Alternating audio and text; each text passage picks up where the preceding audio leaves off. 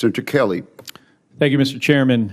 Gentlemen, thank you for being here. Secretary Hegseth, safe to say that our weapons like SM-3s, Tomahawks, Patriot missiles have capabilities that are unmatched. That's why they cost a lot, take a long time to produce. Your budget requests $31.8 billion to expand production capacity for critical missile stockpiles. Is that correct? 31.8?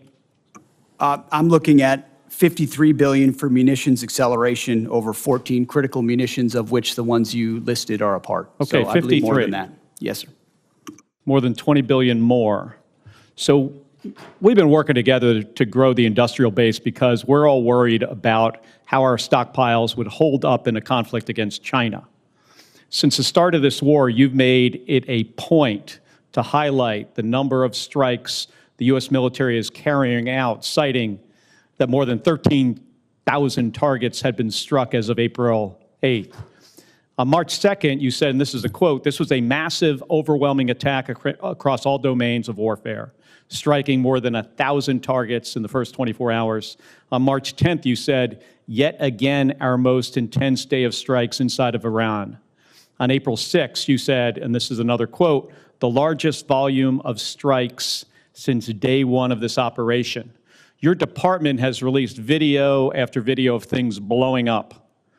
None of us doubt the strength of the U.S. military and their ability to do hard things. I understand that better than anybody. The questions we should be asking and answering are, what does this cost us and what does it achieve for the American people? Many of these strikes use our best weapons, and we're using a lot of them and a lot of interceptors. Open source reporting has estimated that the military has used an outrageous number of Patriots. I'm not even going to say the numbers, but a lot of Patriots, a lot of THAAD rounds, JASSM-ER, Tomahawks, very expensive, exquisite. We can't make these munitions overnight, and it's clear from your budget request that you know that. Can you tell us how many years specifically is it going to take to replace these systems? Senator, thank you for the question. I would defer to the comptroller on the amount because I think it's a lot higher than 53. If you look at long-range fires, JASSMs, LRASMs, Tomahawks, we're looking at $238 billion. Okay, we're looking at $40 billion for hypersonic. So I actually think it's closer to $330 billion in munitions. Okay, how many years to replenish? That's the question. I think that's exactly the right question, too, Senator, because the time frame we were existing under was unacceptable. Okay, well, and what this budget does, I mean, months and years, fast. Years? I mean, we're building new plants in real time. So just to replace what we have expended. I said months. And then you said years. Both, it depends on the weapon system, but 2 to 3, 4x of what we have today. Okay. So yes, we're dealing with a reality under the previous administration of what they sent to Ukraine and what they allocated elsewhere. Okay, I got it. So we fired years worth of munitions. And it is clear that these are being expended to try to achieve some objectives. That was the plan. But, Mr. Secretary, this war is stuck. The Strait of Hormuz is closed. The Iranian regime is in place.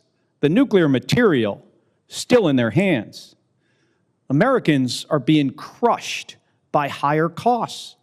And it's not clear to them at all what the goal of this war is. So, I've got about a minute, and I want to go to another topic. I saw your hearing yesterday, and I'm going to give you one more chance to address a question here.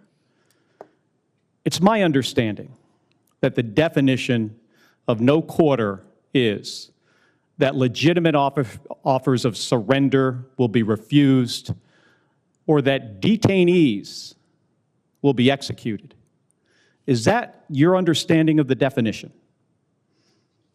The only entity that would kill detainees or target civilians is the Iranians, and they're the ones being crushed. So the Iranian military and their military capabilities. The question is, I disagree completely with your articulation. No, do you understand the definition that I just read you? Because that's the definition from your department's Law of War manual.